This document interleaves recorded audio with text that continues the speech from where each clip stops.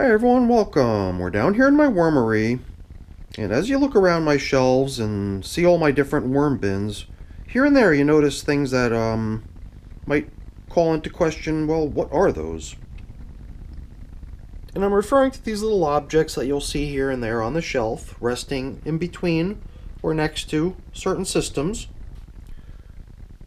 You may have noticed that the last two items we looked at were both kind of yellow, as is this one here.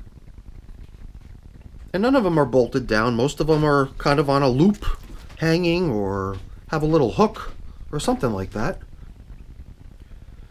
But in the case of this one here, you might notice, hey, it's not in its proper place over on the shelf. And it's been there for some time. A lot of you probably remember exactly where that location on the shelf was. It was over on that vacant spot over there. And, well, today, it's been removed from there for a very specific reason, and I'm wondering if you can guess what it might be.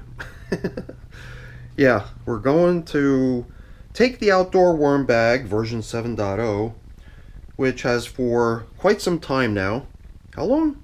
151 days not been an outdoor worm bag anymore. It was 151 days ago when we decided it was time to bring these little guys inside because it was just getting so darn cold out there.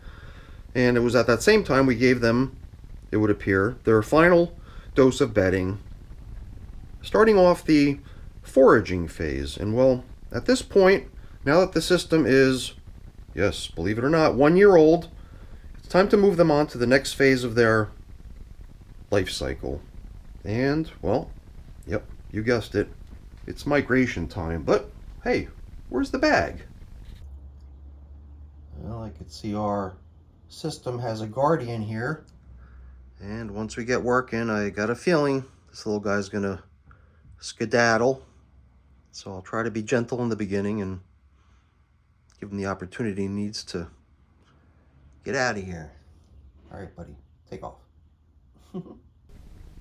So despite all the commotion out here of me getting everything set to do this, the little friend of ours, our little arachnid friend, is still in the same exact spot. So we'll have to see. Hopefully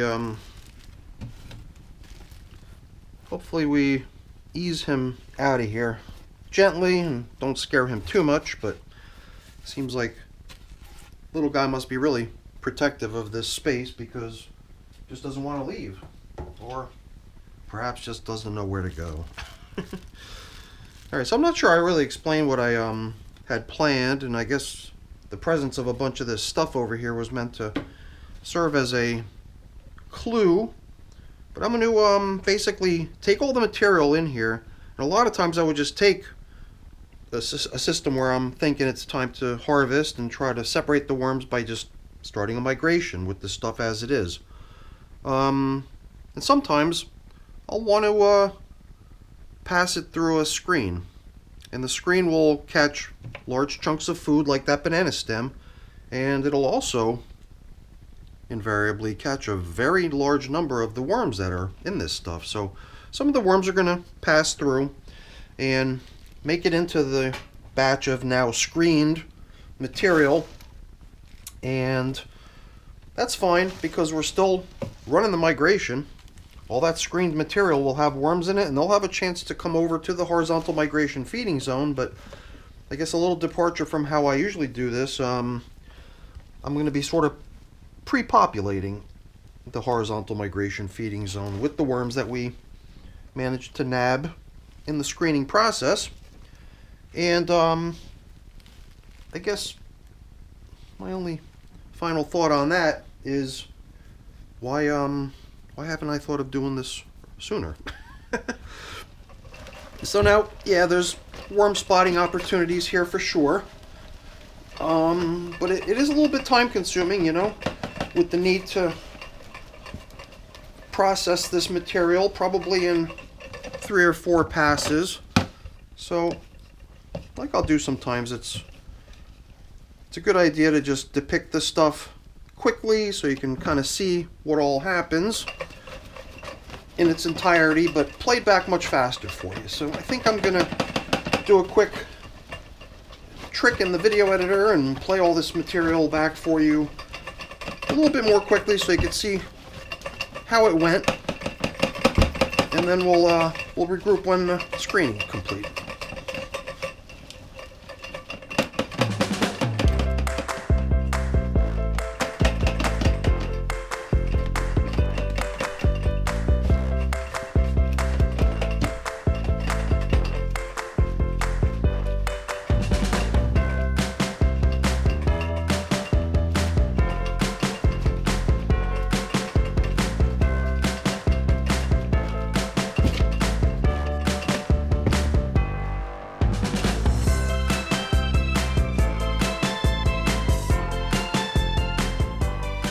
We're almost there, but you know, the red bucket, it's getting a bit heavy, a bit unmanageable, and I don't think I'll be able to take it all the way to the finish without emptying it first. So you know what, why don't we do just that? I'm going to go spill what we've collected so far into the bus box where the migration is going to occur, and then we'll do it again.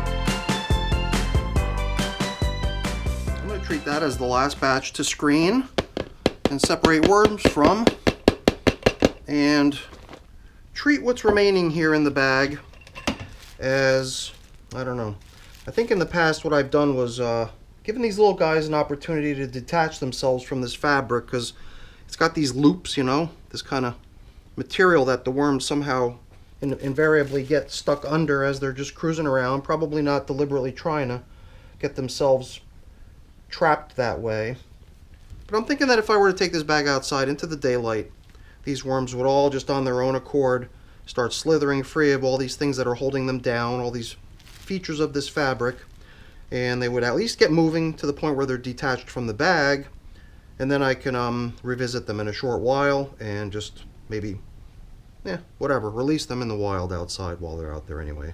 They're going to be some of the lucky ones that get to go free. And, well, as for the stuff to be done down here, we've got so much more extra material now to include in our horizontal migration feeding zone. All this stuff that was still in progress and large enough to screen out, and obviously lots and lots of worms. All right, let me take care of a couple housekeeping items here, such as the things I mentioned earlier, and we'll regroup soon. See you then.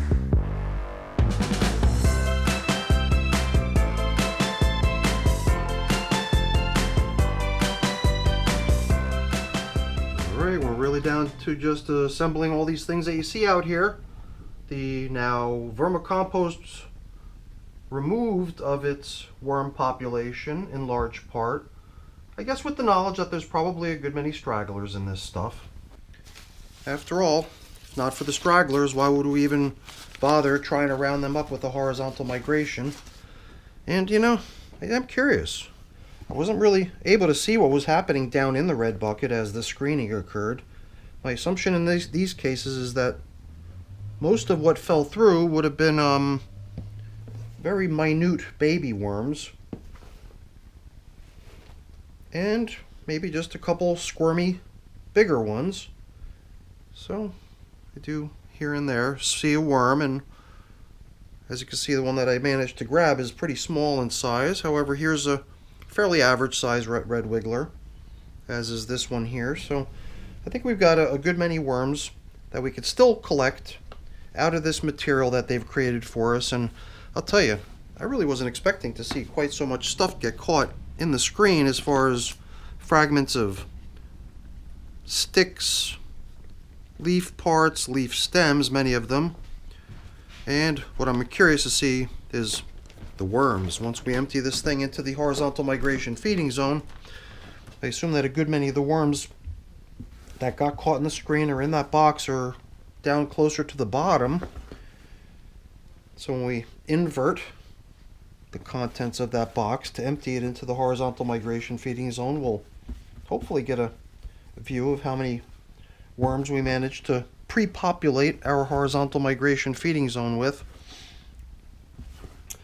And you know, when I'm running a migration like this, I rely not only on creating a very hospitable and cozy spot for the worms to move over into, and whether it's actually moving deliberately or if they just kind of wander aimlessly and eventually end up places that they just like being and end up staying, or how the whole mechanism actually works, I don't know. It'd be nice to think that you've created a space that's attractive enough that it's going to draw the attention of the worms and bring them over quickly, but I don't know if that's exactly the way it works, or if it's more random in a way and you just got to be patient, or is there another way? And for me, the other way is to also allow the stuff that they're occupying to become less and less comfortable for them to want to remain in. And by that I just mean let it dry, you know, let it become drier and drier, so that eventually the worms on their own accord will want to skedaddle, and then we can start thinking about actually harvesting their material. But until they do, I still treat this as an active worm bin, 1 year old today. And what we're going to set up in here is hopefully a very attractive place for the worms to come over. So now this material, I think during the last check-in even, I reviewed the video from last time when we visited with these little guys that are no longer outdoor, no longer even in a bag. So what do we call them? Well, previously outdoor, and at this point, call them whatever you like. Because pretty soon they're going to be detached from this identity of being in the bag or being outdoor worms, and they're just going to be part of the indoor population. And I always wonder how long the migration will take. So let's start establishing this setup here. I not only use this cardboard partition to protect the lovely vermicompost from being littered with debris, little bits of stuff. As you can see, I also put in like a secondary helper to kind of go around the edges, around the bottom, and everywhere else to hopefully assist in containing our lovely feeding zone. And now I'm going to just backfill the cardboard a little bit so that it'll stay in place on its own, and then in can come the lovely feeding. And I'll tell you, this feeding zone is certainly becoming much, much larger than I anticipated. I looked at the bedding that I pulled out of the batch that I sort of pre-prepared for this, and yeah, this bedding's already been kind of priming, if you will, for almost as long as it's been since the last check-in 14 days ago. I think it was the day after we last checked in with these guys that I just came back down here and spent a little time to whip up this batch of lovely bedding, and I've still got plenty to actually create new systems into which we can move our little friends. And speaking of our little friends, it's almost time to drop this in there. So yeah, let's make that happen now. I'm very curious to see how much of a worm spectacle we're going to have here. Hopefully it's interesting to see, but it's time to drop in everything that the screen caught. And I hope I'm not overflowing what our little partition's capable of holding back. It's pretty darn close, I must say. Definitely not what I was expecting. Definitely one of the largest horizontal migration feeding zones I've ever created. But it's also the most heavily populated one right out of the gate. Got to admit that, right? And let's just make sure we haven't missed any of our little worm friends. And get them out of here as well. And I'll always take another look just to make sure. And gosh, we're almost done here. I guess all we really need to do is level things off. And I guess my only thing about this is that it's so deep. And, you know, I guess to help this stuff dry, it would help if it wasn't quite so deep, because everything at the very, very bottom is going to stay pretty much whatever moisture level it is now. It's only if I come back periodically and actually try to blend in any of the stuff on the material, any of the stuff on the surface that's already managed to dry nicely. Combine that with the stuff down below, and as it averages it out, becomes nice and dry, or at least I consider it nice, because it's helping us facilitate the movement of the worms out of the stuff that they're in now and over into where we want them to be. Now, I guess the only remaining thing here is to come up with some sort of a covering for the horizontal migration feeding zone to keep its moisture content in. And for that I would need a plastic bag, but guess what? I don't have one on hand. I'll take care of getting that momentarily. And guess what? Even though the bag is now outside, and I'm even going to take the other coverings that go with the bag outside, I'm going to keep this here as a little reminder of what these worms are, since so few clues about it remain. And eventually this will just go outside, I think, and join the rest of the rig so that we can get that outside worm bin going again. So happy 1 day in service, happy transition to the horizontal migration process and the migration phase, and I guess we'll just have to see where it leads from here. Alright everyone, that's it for the video. Hopefully you enjoyed it. If you did, as always, please don't forget to leave me a quick thumbs up before you go. That's always really appreciated. If you haven't done so already, please also consider subscribing to the channel. That's very much appreciated as well. Alright everyone, have a great day. Thanks for watching. Bye now.